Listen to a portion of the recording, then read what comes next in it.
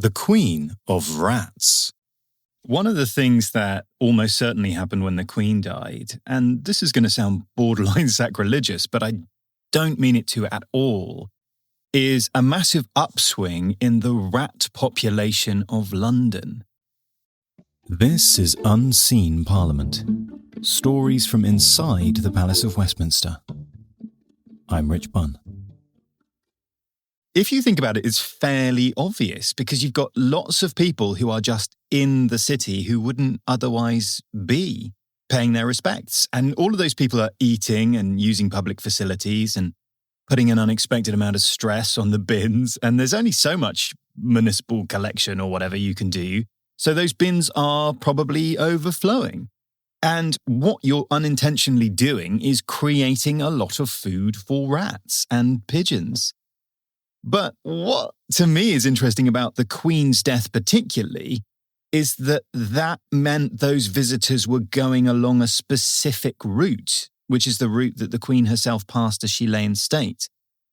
So it's not just that the rat population increased in London, but that it specifically increased in the areas where the Queen was. I mean, I know at Buckingham Palace that they had an enormous problem with what actually is a very cute tribute in that Her Majesty had been in that very recent and very loved sketch with Paddington Bear. So a lot of people brought marmalade sandwiches and left them at the gates. And I imagine a lot of that was collected up, but I also imagine, given British weather, that a lot of it had degraded to a point where it was tough to collect. And that those bits were probably eaten by rats. After all, that is a great source of sugar and carbs, and one I might have myself for lunch later. I started working at the Houses of Parliament, sadly, just after the Queen had laid in state. And I say sadly because it was a shame for me not to get to be a part of that. It's a bit of a once-in-a-lifetime thing to be a part of. But I do remember that when I started, there was a huge legacy problem with vermin. Mostly, I think, due to the sheer number of people that were visiting her and enabling those visits to happen. I mean, Westminster Palace was at capacity, the hall, Westminster Hall, probably, I would imagine, for the first time in a long time, for that room to be absolutely full to the brim. You know, you're talking about Henry VIII and the Great Hall of Richard the Lionheart in full use with tens of thousands of visitors coming to see the Queen every day. And if you're queuing for 24 hours, well, you've got to eat somehow. And it wasn't just them, it was all the guards and the security and the cleaners and just a lot of extra people doing shifts there. I can tell you, as someone who's very much seen the secret back passages of Parliament, that the whole building is absolutely perfect for rodents.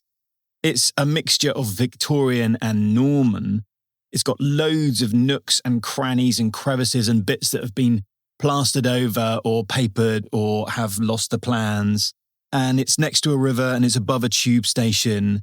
And I can remember colleagues of mine just talking about, particularly on the night shift when there's no one around and it goes quiet, just a kind of black wave arriving over the flagstones.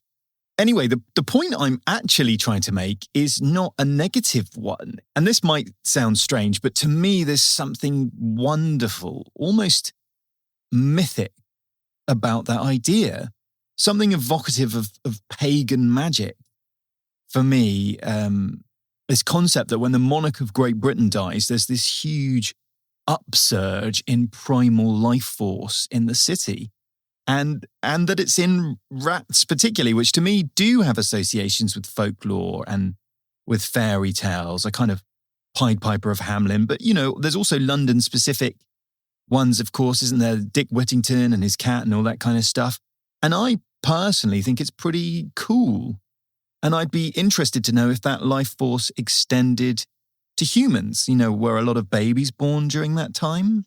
I find something primal and kind of magical about the idea. Thanks so much for listening through to the end. I'm Rich Bunn, and if you've enjoyed this podcast, please think about subscribing or sharing with a friend. They're published every Tuesday. wherever you get your podcasts. Goodbye.